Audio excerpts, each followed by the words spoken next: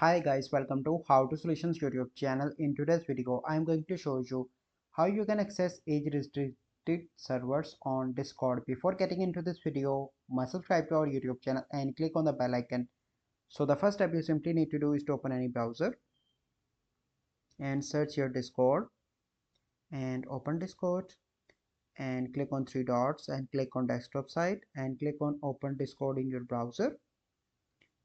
So once it is open, you simply need to log in your account. I already log in.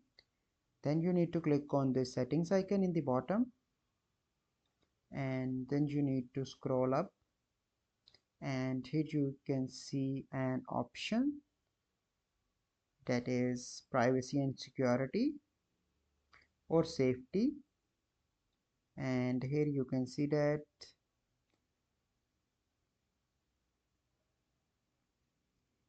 an option that is